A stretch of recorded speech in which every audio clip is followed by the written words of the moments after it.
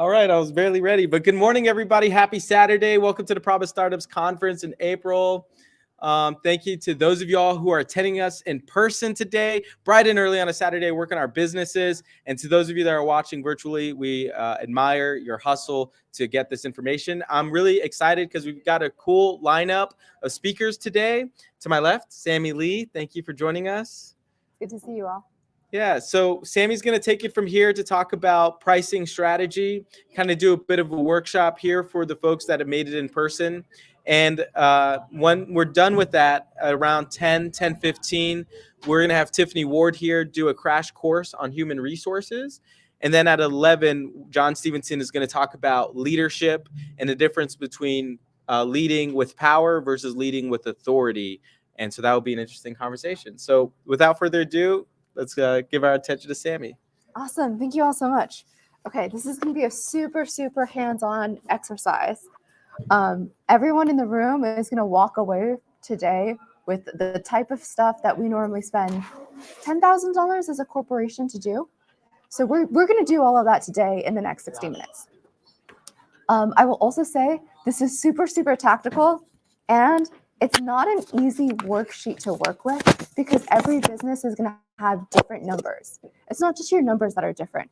Literally, the number of things you have to consider is going to be different from one business to the next. So if you're joining us online, please grab just a giant piece of paper. I will give you a little bit of like breakdown on what to write down and things like that. If you are joining us after the fact, please try and do this on a blank sheet of paper. But if you reach out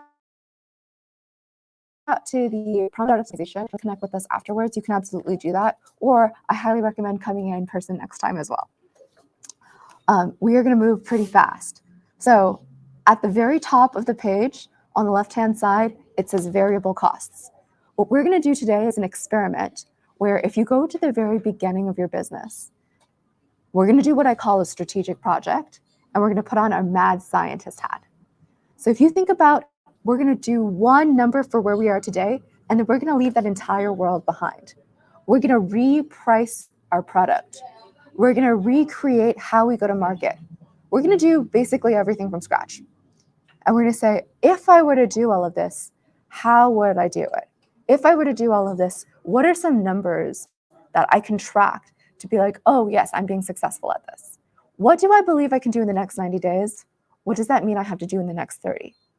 And when we create this version of the world, we're then going to go back and look at the original numbers that we wrote down and be like, whoa, I need to get out of my own way and just let all of this success happen because it's all super doable. And the biggest limiting factor is me. And it's usually not what I'm capable of doing. It's usually what I let myself believe is capable. Most of the limiting beliefs we're going to find today are going to be internal mental items that we believe we cannot do, that our business cannot do. And as soon as we go look at a what-if version of the world, and then we can start making some of those things super tactical, we also have an entire community of resources. Everything from people to nonprofits to technology. We have at this conference dream. To write down a giant number and you're like, this is what I currently think is possible in a month.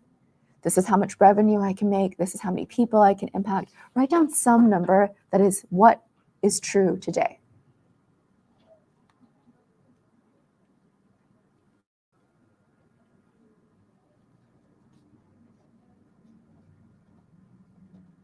When you write down this number, I want you to be thinking about one specific product.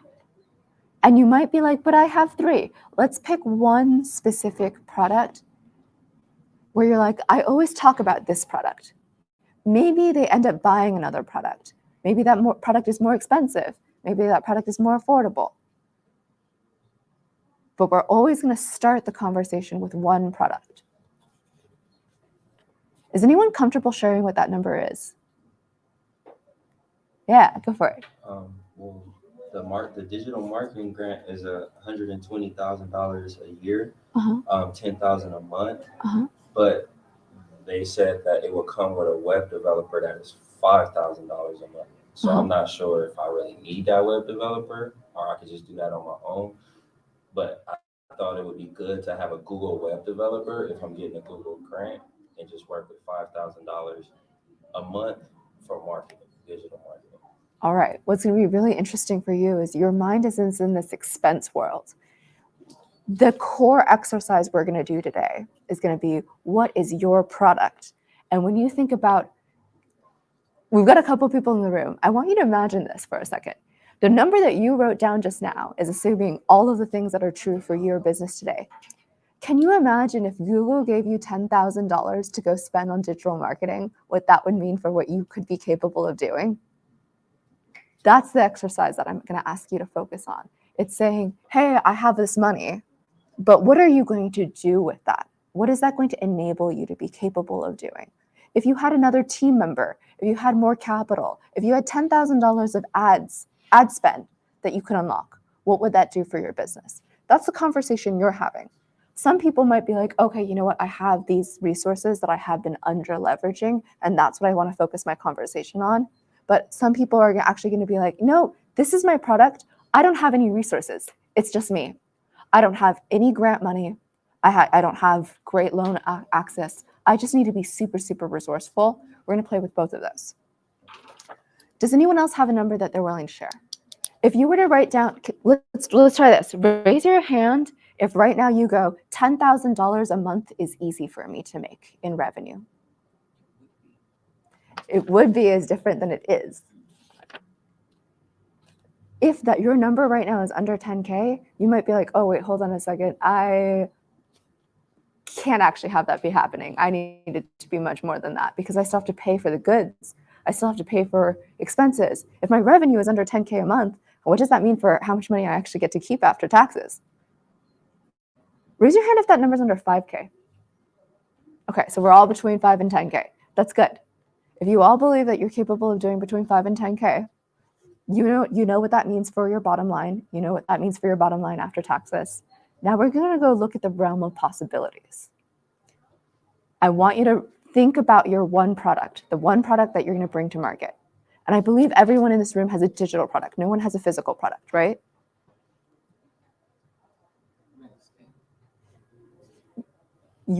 Technically, you offer a service. You don't have to pay for the house every time you sell the house, right? I have to acquire the homes. You have to acquire the homes. So you're flipping them. No, home, buy and hold. Buy and hold. Okay. Gotcha. Okay. I see the direction that you're Like going. wholesale? Not necessarily. I don't even mind retail. Okay. But our thought process on how we're renting is a little different than years ago when we did it. Yours is going to be very interesting for sure. So what you're going to do over here is you're going to start in your upper left-hand corner and you're going to write down your variable costs. So every single time you make a sale, you have two types of costs. One is your fixed cost. It does not matter how much you sell. You always have to pay your fixed cost. Can you just pass her some pieces of paper? Perfect. Okay. So in your upper left-hand corner, what's up? What if there's more than one product? I totally understand that. I'm going to ask you to start with one. Basically, think of it as if you got 30 seconds to smash words at someone, what's the one product you would pick so that they would spend more time with you?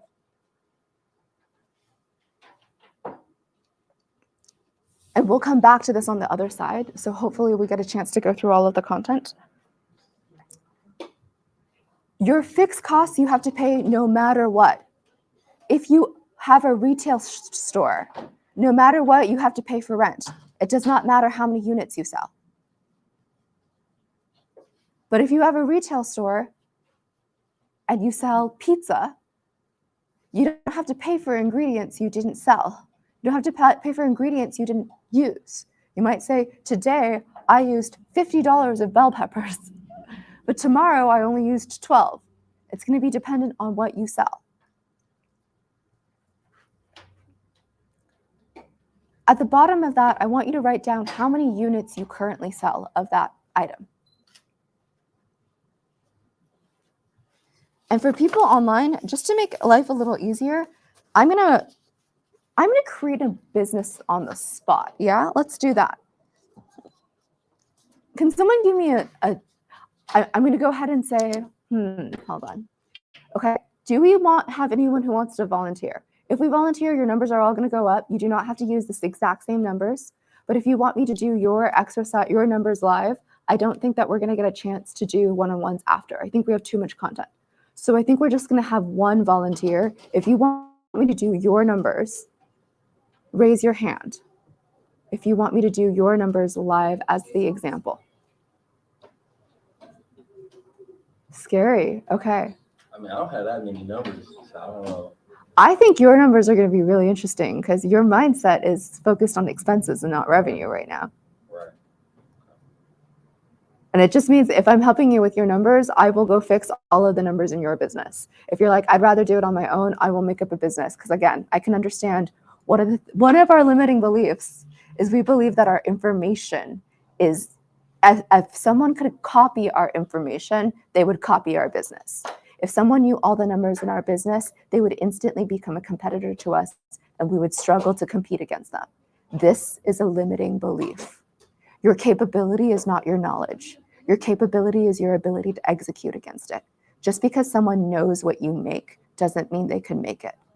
Just because someone knows what you make doesn't mean that they could communicate to somebody else such that they would say, oh, I want to buy that from you. A huge limiting belief is that if someone knows exactly what I do, they'll just copy it, they'll have a lower price, and my business will not be valuable. So definitely understand the mindset. When you can overcome, when you do this, at the end of the day, you'll see where the real value in your business is. And if it is just your product and just your price, you have a commodity. And what you're saying is you're not special, your brand doesn't mean anything, and your business is nothing more than what you sell.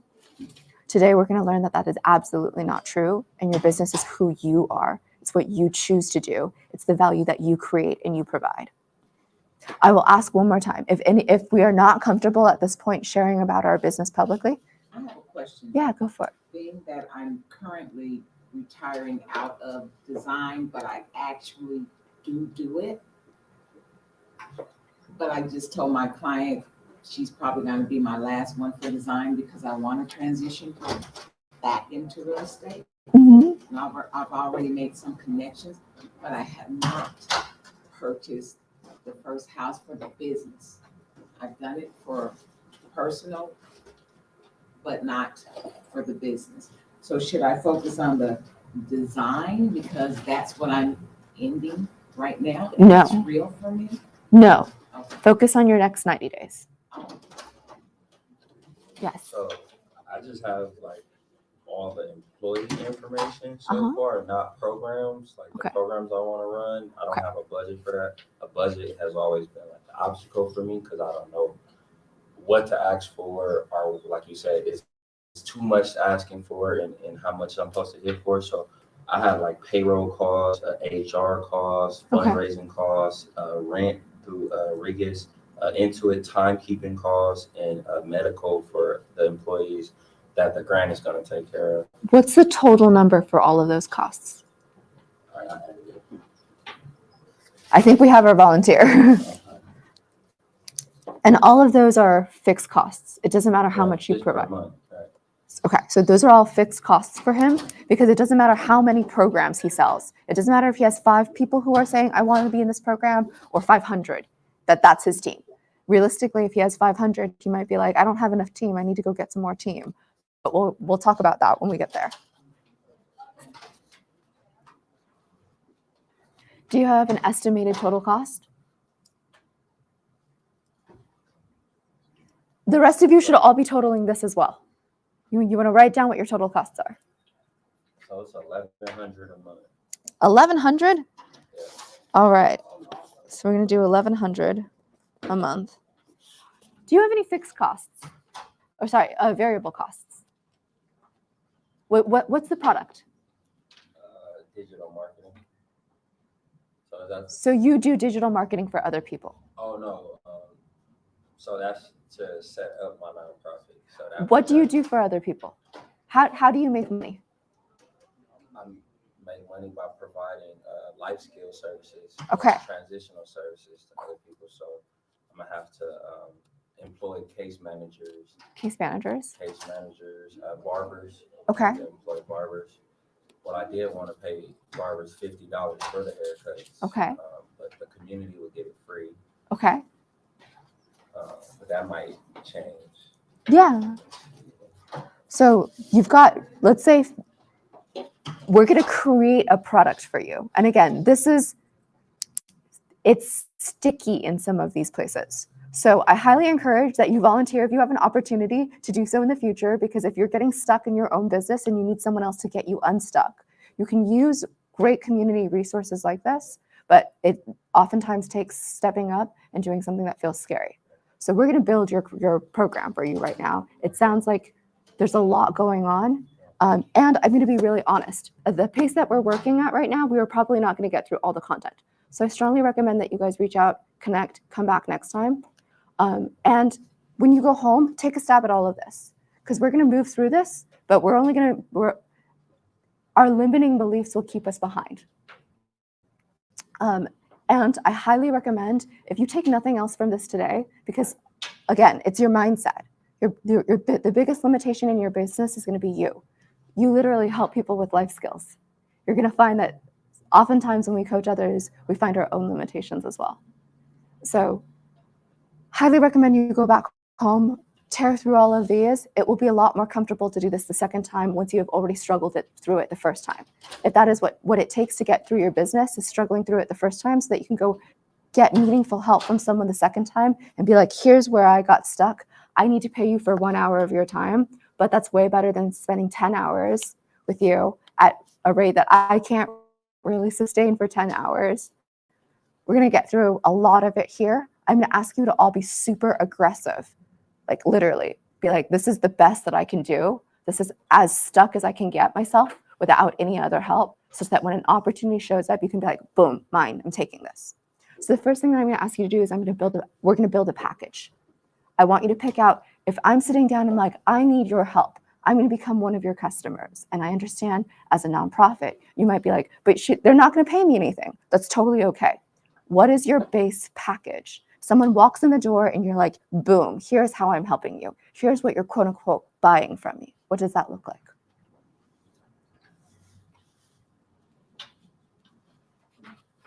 Goal management, life management. Okay. Go, jump in. Yeah, go for it. Goal management. Okay. Is there anything else? Want to add in? Okay.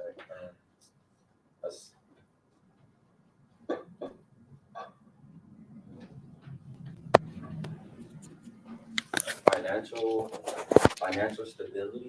Okay. Anything else? Self-care. Okay.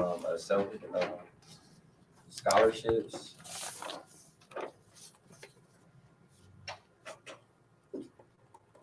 So let's start with this. What can you tell me about your customer? What commonalities are there? You just said scholarship. Maybe all of these people have not gone to college yet. Right. Maybe all of these people are in roughly the same age range. Right. Can you tell me any of that information? It seems like the target population will be dealing with a lot of mental health issues, instability, unhoused. But the whole gist of it is to help the soul, the mind, will, and emotion of people, to help the target. It's faith-based as well, so I'm going to be providing leadership centered around ministry work and the gifts and the fruit of the Holy Spirit. Yeah.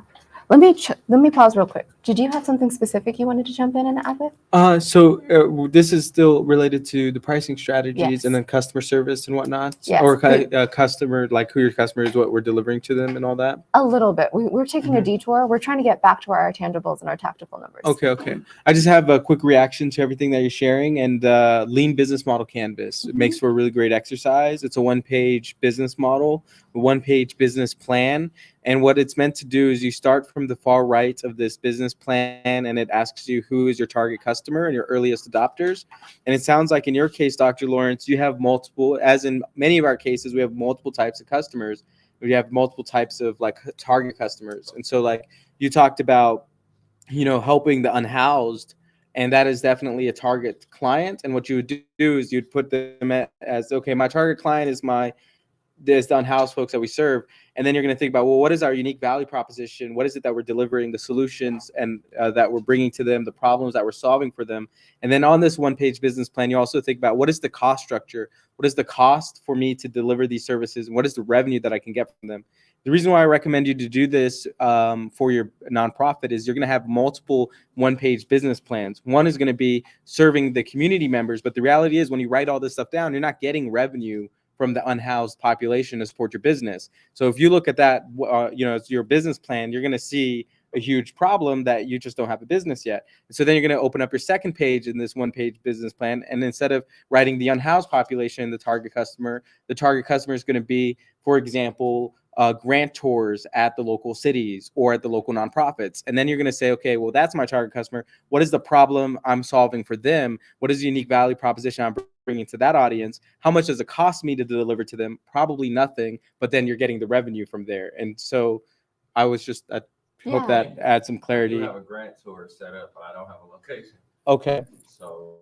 So we were going to jump into all of those things. Awesome. It's just that the absolute largest goal is that you are able to get to that stuck point yourself and do exactly what Elias did by yourself at home at 2 a.m. at night when nobody else is going to pick up the phone when you call them and go, I'm so stuck. That's what makes or breaks. The difference between an entrepreneur who can only succeed when they have people who are available to support them and an entrepreneur who can push themselves and pass their own limits is someone who can look at their own business and say, I'm working at the wrong customer. They're not going to pay for this. I need this other thing. That's our main goal today. What is more important than anything else is the ability for you to unstuck yourself. I see a question in the back. Did you say lean business plan? Lean business canvas. And is that a brand or just the way you're calling it? Yeah, so it's a methodology. It's called the lean methodology, which is running your business lean, meaning like you're not going to wait to there's all of these folks in the startup space that are going to go raise millions of dollars to try to fund their business, and then they never do any business because they're like, well, I'm waiting on that check, I'm waiting on raising that money. The lean business model is I'm not going to go raise money, figure out how I can like just launch as lean as possible, do things as minimally as possible, like a one-page business plan, a minimal viable product, and do that so you can get traction, get data, and get money. And then when you get money, money attracts money, and then you can go raise that money. Yeah. So I strongly recommend Lean Business Canvas. I will also say Lean Business Canvas is probably where a lot of you are currently stuck. The question that I first asked you about, tell me about your product, Lean Business Canvas forces you to go answer those types of questions. So if you already had the answers to this, we would be able to do basically a second iteration that's more powerful than Lean Business Canvas, because it says instead of focusing on all of these different areas and being like, this is my business as a whole, we're saying, no, this is your business in the next 90 days. What is the absolute most that we can do in the next 90 days? That's why we're trying to get a little bit specific. And I recognize that a lot of people are stuck. We are trying to teach you how to unstuck yourself. That is more valuable than me just getting you unstuck. So I'm going to resist the urge multiple times to move us through faster. I'm going to resist the urge to get us to the second page because my goal is to teach us all how to fish more than just getting one fish. We talked about a bundle. We're just using white pieces of paper. We're just using white pieces of paper.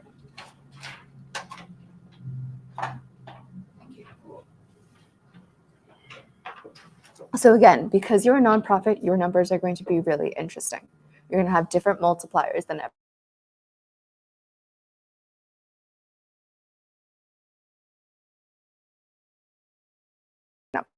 Numbers.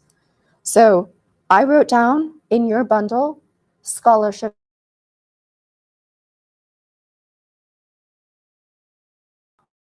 One of the things that I think will help you a lot in the how to fish category is switching your hat. You are a nonprofit. Half the time, I want you to forget that.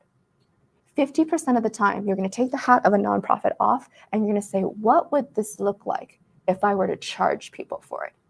How would that work? What is the impact that I'm trying to make? How much do people pay for this? How am I going to get them to do something like this? So if instead of helping this unhoused population, we're helping people who are just like, I mean, I have to pay for this myself, but I need this product. The product that we would be talking about sounds like a complete transformation project where you're going to say, well, you need everything from education to, you're calling it self-care, but the specific thing that you mentioned was a haircut so that they can go get jobs, I assume. Talking through your life goals and your finances and being able to put all of those things together. So if you're putting all of that together and you're saying, I want to help a human, and I'm not focused on their ability to pay right now, I'm just focused on what they need. What they need is a complete transformation package that's going to take what they look like on the outside, what they know their goals are on the inside, their life goals, what their financial goals are, and what their ability to go get all of that through scholarships looks like. I'm going to do all of that. So what do you get? If you were to sit down right now and we were to have a sales call and be like, why is this the right package for you? How can you make this super tactical? Do we remember what he was talking about at the beginning? Did we know what that looked like? If I was going to buy this package, what would I get? If you were to sit down and say, here's what you will get. You will fill out this questionnaire and I will analyze scholarships that are available to you. You will fill out this questionnaire and we will go through and we will set life goals for you and identify career paths that make sense for that. Then we will analyze what scholarships are available for those career paths. Then we will create a financial planning sheet for you based on what you need to be able to pay for rent, what you need to be able to pay for school, what you need to be able to put away so that you can then pay for this certification later. All of the steps associated with this. Then we're going to buy you a suit and a haircut and we'll put you out the door. Okay. Super, super specific and tactical. You need to be able to put that hat on. And if you're saying, how much would this program cost if I was not a nonprofit? That's a number you're going to want someday, whether it's because it's for your marketing, whether it's for your sponsors. So you can say, we offer a $10,000 transformation package and we give it away to people in need for free. How does that change the value they see in you? These are all things that are going to be really valuable to understand. Anytime you get a moment where your brain goes, I would love to understand what this story even looks like, write it down. There's a reason that your brain wanted you to do that. And then go answer it. Okay, if it was, how much do you think this program would be worth for anybody? And the answer is it's going to depend a lot on the human, right? If you were to say to someone who is currently the CEO of a multi-million-dollar company, I'm going to do all these things for you. Do they still need that service? Absolutely. The suit that they will buy is different. The cost of their haircut is going to be different. But if you were to say, we're going to analyze what you actually want in your life, they'd be like, oh my God, I work all day. I never think about my own life. I don't think about my health and wellness. I don't think about what type of home I want to live in. I don't think about any of those things. I work a lot. I absolutely need this still. If you were to say, we're going to take a look at your finances, they're going to be like, oh my God, I'm always looking at these numbers in my business. I never think about the business of my own life. I don't think about what I'm going to retire. What is retirement? But these services are very needed. But the difference between a multi-million-dollar CEO and how much they would pay for this package, what this package looks like for them, and someone who's currently unhoused, who doesn't have a job, who doesn't have a higher degree education. They're going to have very different ability to pay, willingness to pay, what they associate this with. They're also going to say, you know what, as a high-powered CEO in a multi-million-dollar business, I'm hiring a really well-known coach with a high reputation to sit down with me one-on-one. This is a very premium product. You might say, it's $10,000 because we put 30 people in a room.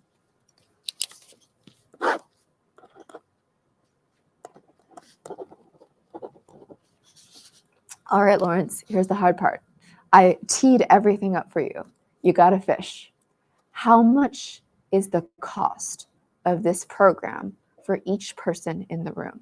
You're not going to ask them to pay. You're going to ask someone else to pay, but you have to have a dollar amount for them.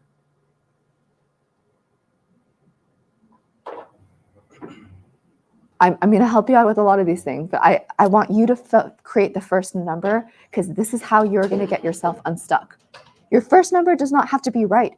You're not going to tell these numbers to anybody else. It's just here in this room. You can go home and you can double this number. You can go home and turn this number into 1/2.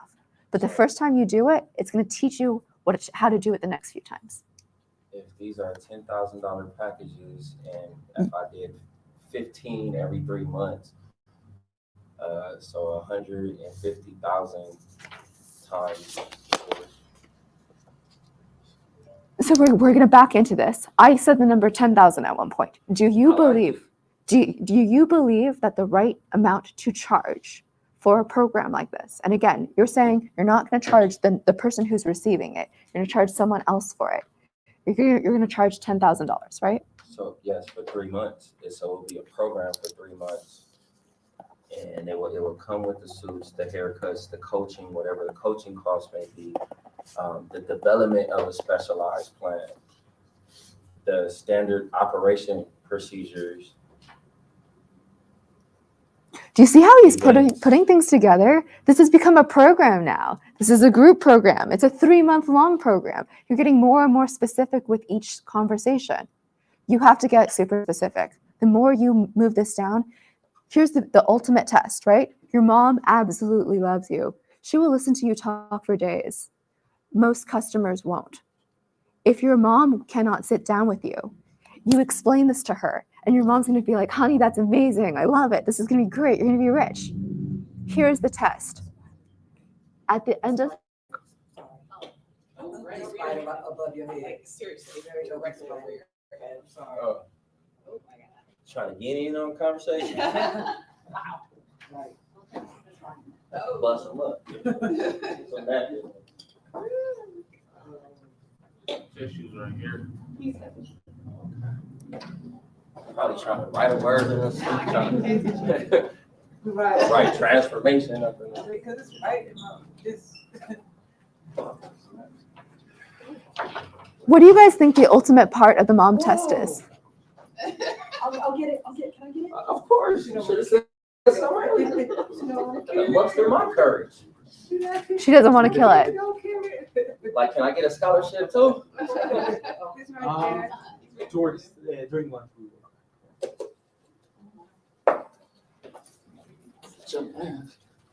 I'm sorry. Thank you. I love how she just looked at that and was like, you're going to kill him. I will catch him. Right. I would have been thinking about it way home. Like, dang. Okay. Whatever's best. All right. What do you all think the ultimate part of the mom test is? Mom loves you. She's going to listen to you talk all day. You have unlimited time. A mom is going to be ultimately supportive, hopefully. I understand not all moms are like this. You got some money she's not asking for. Hey, you know, mom might give you money when she doesn't understand anything. It's okay. But what's interesting is when you work with a normal customer, if they give you money, you're like, cool, I got it. If you work with mom and she gives you money, she might not believe in your product.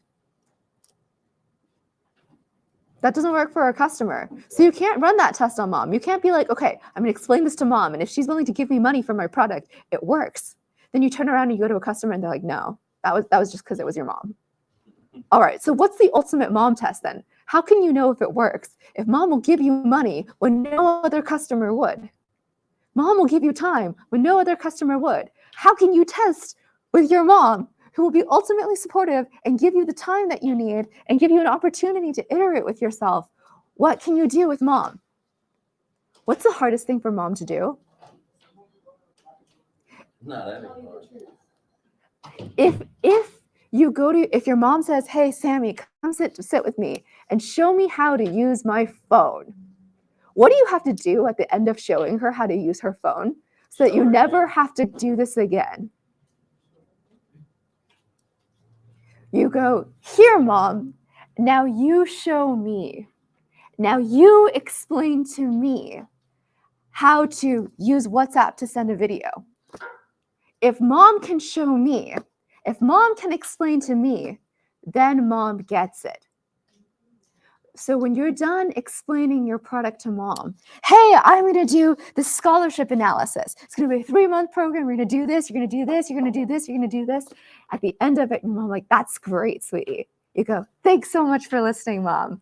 Can you explain my product to me? Oh my God, never mind. Okay, you have to explain the whole thing to me again. I didn't understand anything. The ultimate mom test is if mom can explain your product to you, then you go, yes, thank God. Can you call grandma? We're going to do this again. When grandma can explain your product to you, any of your customers can explain your product to you. Any of your customers can understand your product. It's a 3-month coaching program. I'm going to walk in and I'm going to start by writing down my goals for life. You're going to take me through coaching and a guided planning process so that at the end of the first month, I will know what I want to do, the careers that would enable me to do that, what types of coaching scholarships and higher education I can look at to be able to step into this career program and path. Wow, I have a lot of clarity. Why is that so valuable? Why would we love to be able to explain our products very well? Because you can't really efficiently do your product if you can't explain it. You don't really know what you're talking about. You can't really. Okay. And they can share. Yeah, sharing's important. If you know your product, then you're able to sell your product. Yeah, absolutely. What haven't we talked about? And again, we've touched on this a few times. If you don't know that if your product is 3 months or 3 years, how can you put a price on your product? Product development is going to happen so many times. If you do not have $100,000 worth of sales that you don't have to think about, you haven't figured out how to market your product really, really well. If you're sitting there and being like, well, it's because I have to find the right customer and the right this and the right that. Yes, you need the right customer with the right product and the right price and the right channel with the right message.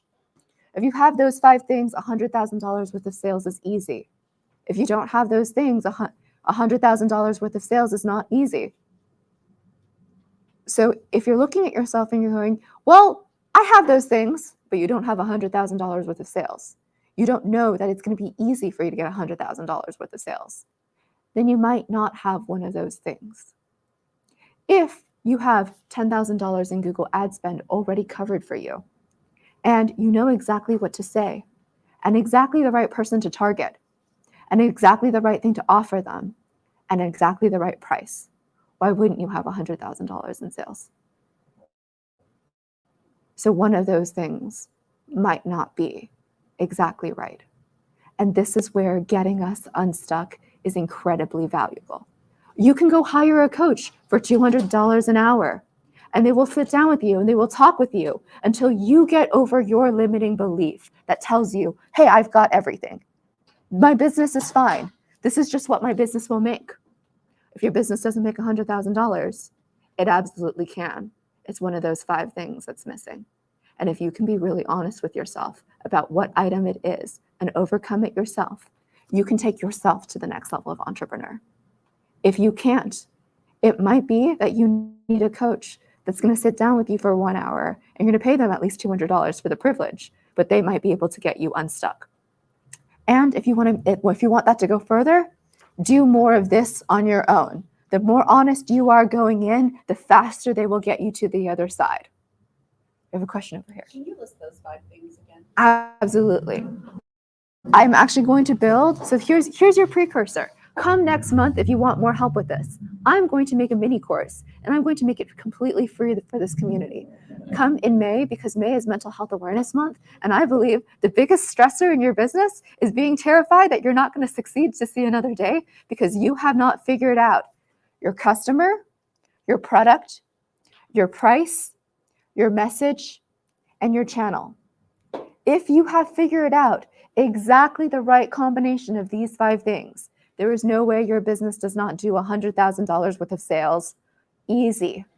There is no way you cannot say, I know exactly who to hire and how I'm going to train them to go make $100,000 worth of sales. So I don't even have to do that anymore. Because if you have those 5 things down, that's the hard work. The hardest part is figuring out who is the right customer? What do I say to them? How do I find them? What do I offer them? What price do I give them?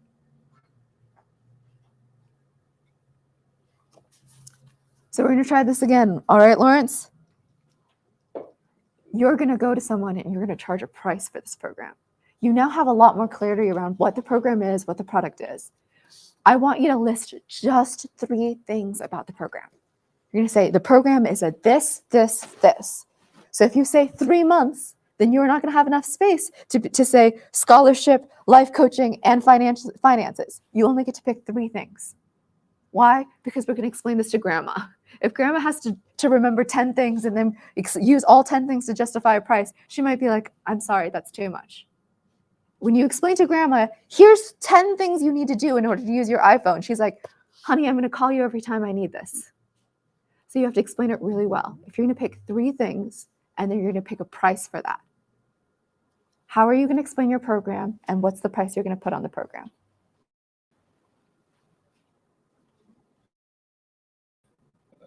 Coaching,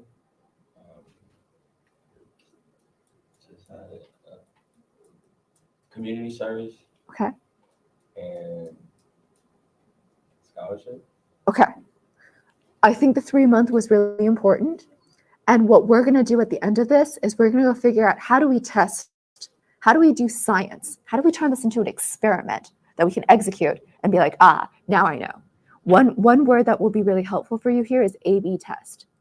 If you talk to one person and you say coaching and finance and scholarships, and they're like, I don't really get your program. And you're like, okay, cool. And talk to another person, you say, I have a 3-month program. And they're like, cool, I understand what you're talking about. 3-month program is something I should keep in there. And again, if you're talking to 2 people, that's not a lot of volume. You might say, well, across 100 people, 95 people understood what I was talking about when I said 3-month program. And 2 of them understood what I was talking about if I said coaching and scholarships. And they're like, I don't understand exactly what you do for me. Okay, then I know which language I want to use. I know which one's better for me. The downside of A/B testing, every opportunity that you have to get a sale that walks away because you were still trying to figure out your language.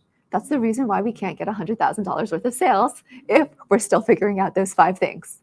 So it would be really fantastic if you had a community that meets every month that you can iterate with, who will keep testing with you, who will all follow your mom test because they will all give you their time because you are helping them build their business by giving them feedback as much as they help you build yours. And if you can use this conference right here to iterate on your business without losing sales, without losing the opportunity to get someone to say, oh, you know what, that's exactly what I need. Can we talk about me buying that from you? That would be really, really helpful, right? So every single month, this absolutely enables you to do that. Lawrence, you still have to get to a price. And I got $600,000 a year. So you're saying you're using the $10,000 at 15. Right. For 3 months and just have a cohort. So And you're at the saying, end of the cohort, they'll get a scholarship. so I'm gonna do a math item with you. When you have $10,000 per person and 15 people, are you saying that you do 1 cohort at a time, or are you Right. saying 1 cohort at a time. So what you're saying is you can only do 15 people every 3 months. Right. That's very different from saying I start a new cohort every month. I do 15 people every month. I run 3 cohorts at a time. Okay. That's Right? So if you have 15 people every 3 months, right. You all think it's a lot.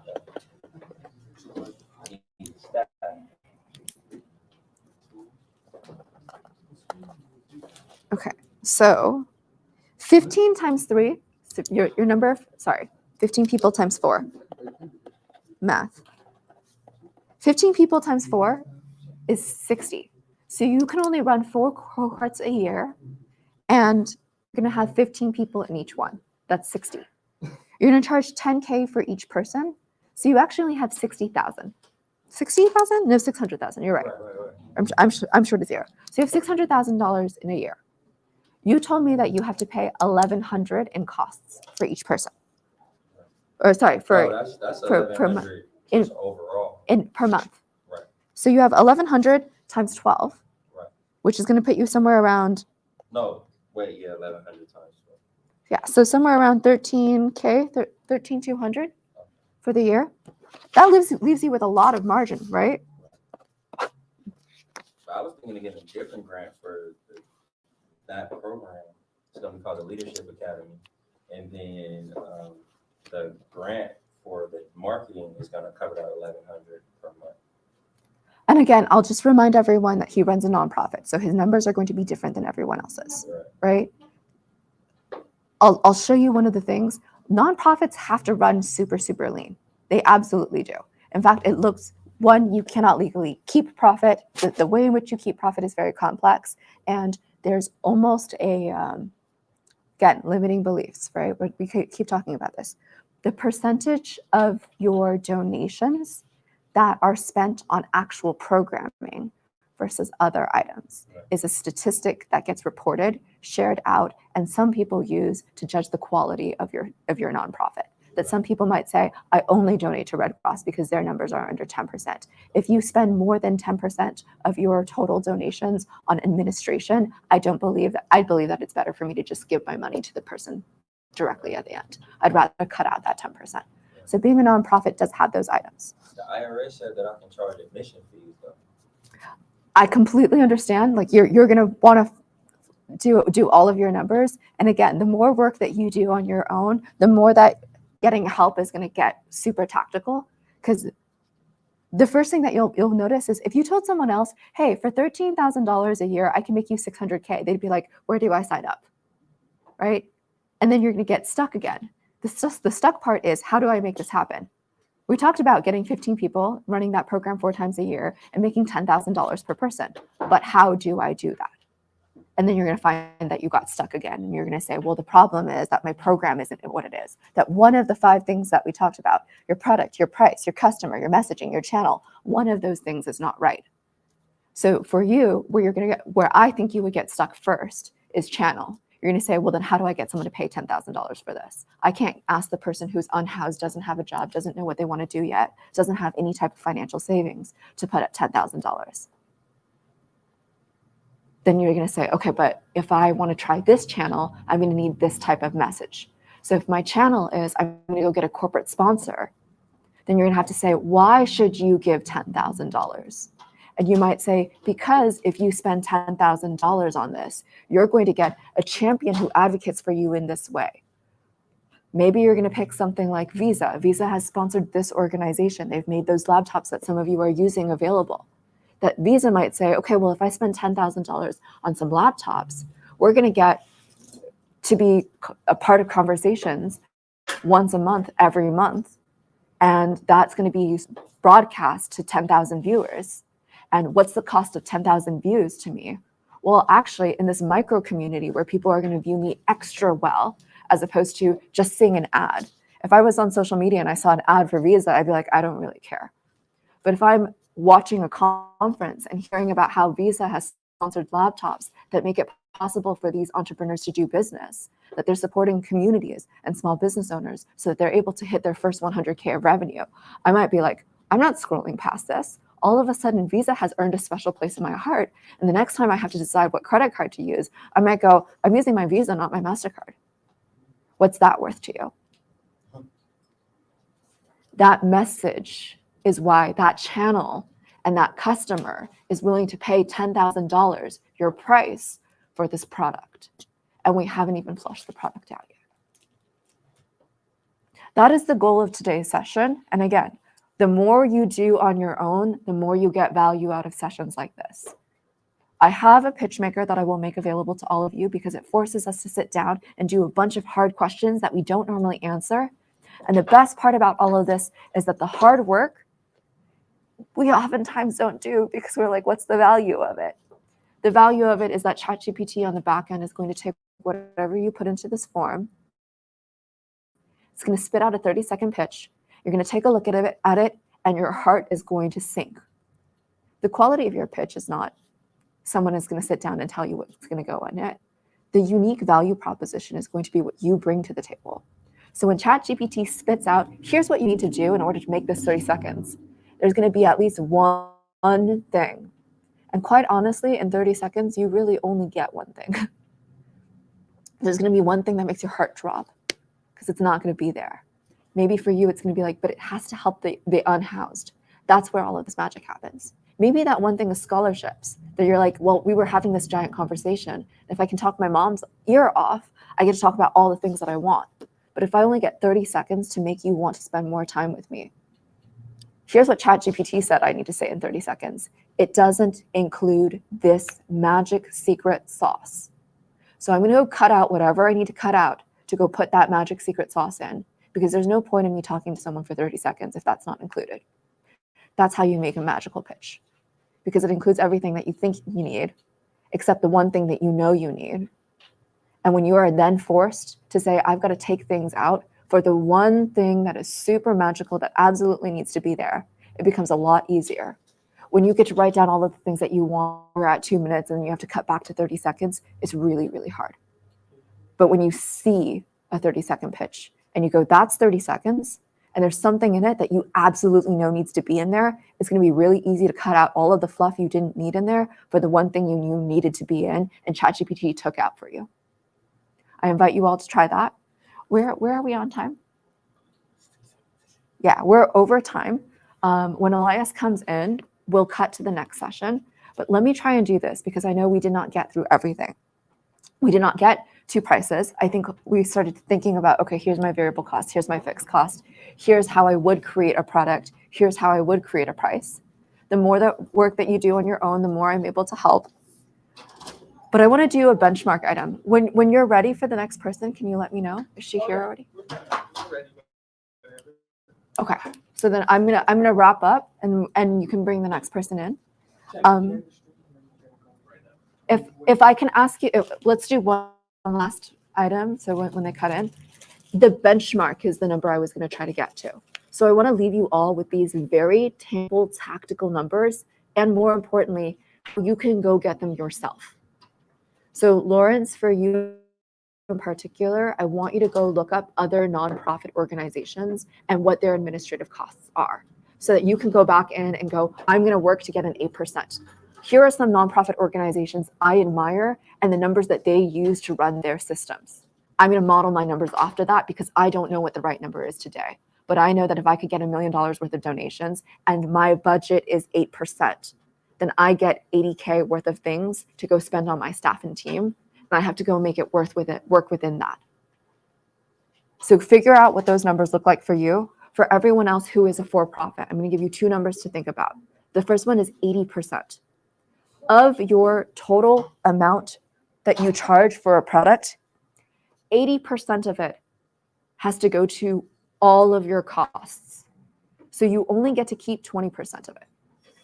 If you have a physical good company, I want you to use that number for your first what if scenario. And the reason you're going to use that number is really, really straightforward. If you have a product that is $100, let's say it's a selfie stick. No one pays $100 for a selfie stick. There might be a couple of really fancy ones out there. There's some video sticks that are very expensive. But if you have $100 that your customer is giving to you, and you get to budget $80 for the actual cost of the product, and your marketing expenses, and your conferences, and you might say, well, honestly, at $100, and I only need to spend $10 for the stick, I have so much space in here. You know what I'm going to do? I'm going to include $20 of Uber gift certificates. I'm going to include a $50 life coaching session. I'm going to include all of these other things because my budget is so big. So when you start crafting it, you might be like, oh, you know what? I don't have a selfie stick. I actually have a start your own social media agency bundle where for $100, I will give you these physical products and access to these digital courses and this and that. And that's why my product is so differentiated in the market. It's because I'm selling something that other people are not. When you have all of that budget to go play with those things, you're like, oh, this is easy. The goal is to make all of this easy because you have the right customer, product, price, message, and channel. If you have a $100 product with $80 to do all of your marketing, you might say, okay, well, I'm going to budget a lot of this to go to in-person events. If I'm selling 1,000 units at $100 and I get 80% of that with my budget, okay, well, I have to spend some of that on my physical good. But that also means we said 1,000 units. Did we say 1,000 units? I should write these things down. 1,000 units. I keep $80 of each item for budget. That means I have 80K. If you have 80K worth of budget to go spend to make these 1,000 sales, do you think that would be a lot easier? A lot of businesses go in and say, okay, well, here's how much it costs for me to make this. So I just need to, it cost me $3 to make this bracelet. So I need to be able to pay back my bracelet. I'm going to charge $5 for it. You're leaving yourself with $2 for marketing costs. How are you going to go make $2,000? Sorry, how are you going to sell $1,000 of bracelets if you only have $2,000 to do it with? Wouldn't it be a lot easier if you said, okay, I'm going to charge $10 for this bracelet that it cost me $3 for? Your job is to go justify your value. That price and your product and your customer can all change. How you get your customer can change. What you tell your customer about this product can change. But if you go in saying, what does it look like for me to budget 80% of the price to go sell this product? It'll give you a different version of the world to look at. It'll give you a marketing budget that you might have never had before. You might say, oh my God, I can go hire a web developer if I go do all of this. Your first month is going to be your hardest because you have to go get your initial sales. You're like, okay, but I don't have 1,000 units. So I don't have $80,000 of budget. I think I can get 50 units. I think that if I have 50 times $80, $4,000 of budget, the next month I can go make a lot more. Build each of these things out. We wanted to land at a 90-day plan where we focus on the next 30 days. If anyone has filled out the worksheet and they want to come find me during the lunch break, I will help you do that. The last thing that I will note, we talked about physical goods. In the physical good world, it's somewhere around 80%. If you have 80%, an investor goes, I'm sorry, you can justify a price point where you get to spend 80% of your costs on marketing and cost of goods sold. That's amazing. Fantastic. I want to talk. You have the space and the margins to be investable. In the services world, you're looking at something like a net operating margin of 30%. That after paying for team members, paying for advertising, paying for website, whatever it is to sell your services business, the service that you provide usually ends up with about 30%. How can you tell? Teaching you how to fish is the most important part. If you want to go look at any of these numbers, my recommendation is to pick a big public company. If you are publicly traded, you have to share all your financial statements publicly every quarter and every year. You're going to look up a quarterly report or an annual report. It's a 10K or a 10Q. They have to share all of these numbers. They do a very good job of hiding as much as they possibly can. But they do have to share their net income. They have to say this is how much their total revenue was. This is the percentage that's actually counting as profit. They will do accounting a number of different ways to make it such that their accounting is different than your accounting. But it will give you an understanding that, oh, Microsoft has 25% net operating income. So if I want to function like Microsoft across all of their products and services, let me start with 25%. Let me start with seeing what that looks like for my business. Let me start by creating this plan. And when I look at it and I go, this is super tangible and it's 3 times the income of what I'm making today, then you get to take a look at how do you go execute against that. I am so far past time. It's all right. Guys, give it up for Sammy. Thank you so much for being here.